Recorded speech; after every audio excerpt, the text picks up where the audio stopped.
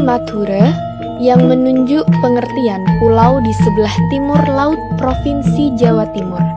Disebut pula Pulau Madura. Dewasa ini, Madura telah memasuki kehidupan masyarakat Indonesia, meliputi pengertian kebudayaan, etnis, geografis, administrasi pemerintahan, dan sosial. Selain itu, Madura juga telah menjadi objek kajian dunia ilmu pengetahuan, terutama ilmu-ilmu sosial dan humaniora yang membahas tentang kebudayaan dan daerah Madura. Terdapat informasi nama Madura telah dikenal sejak abad ke-13 atau mungkin sebelumnya.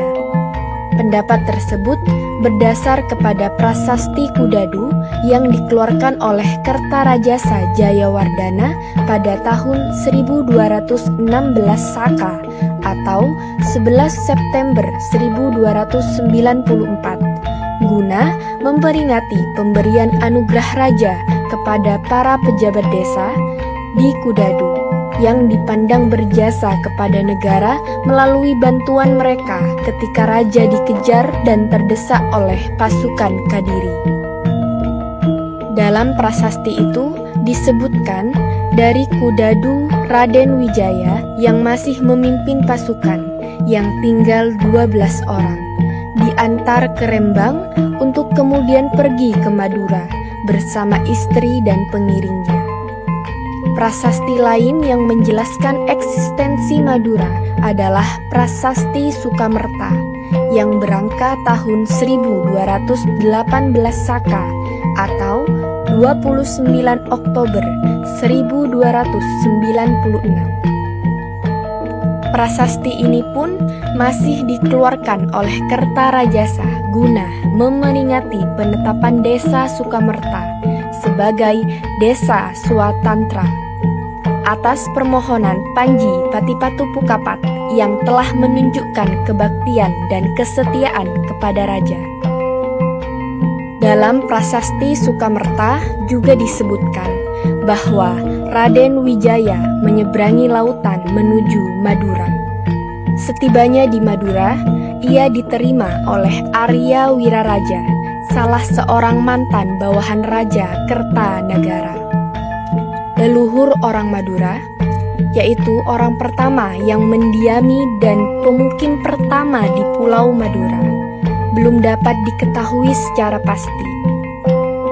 17 berita, prasasti, atau tinggalan lainnya yang memberikan informasi ke arah itu belum ditemukan.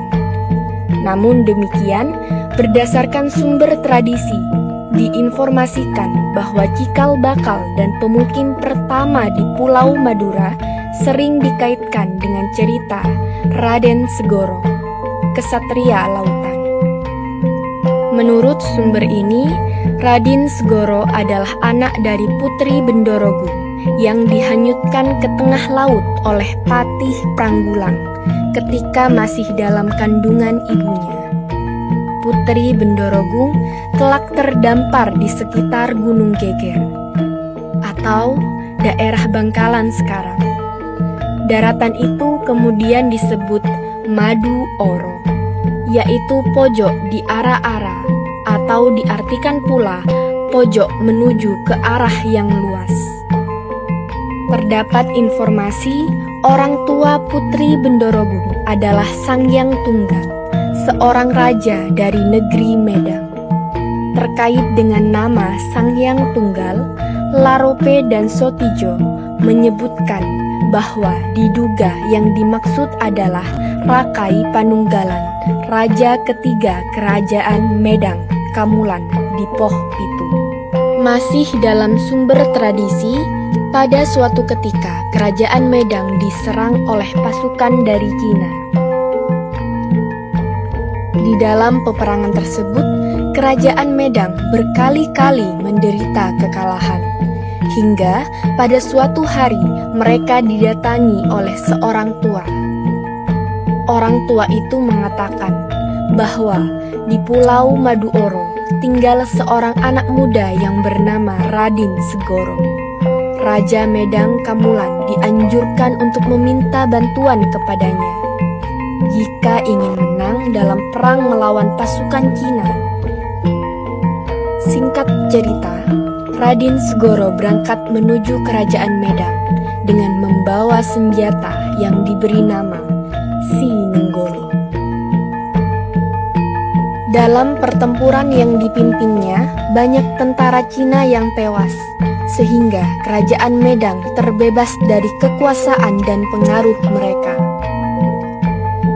Dilihat dari bentangan sejarahnya, Madura dicatat sebagai etnis yang terlalu lama dan bahkan sering berada di bawah supremasi etnis dan bangsa lain.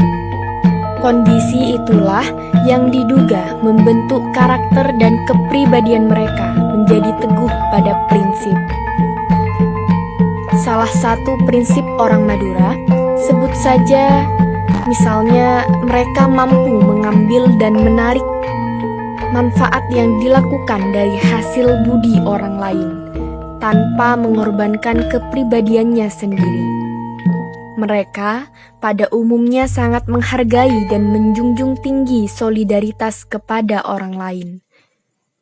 Karakter dan kepribadian seperti itu menjadikan orang-orang Madura di luar Pulau Madura mudah dikenal. Mereka lebih supel dalam pergaulan dan menunjukkan sikap toleran terhadap sesamanya.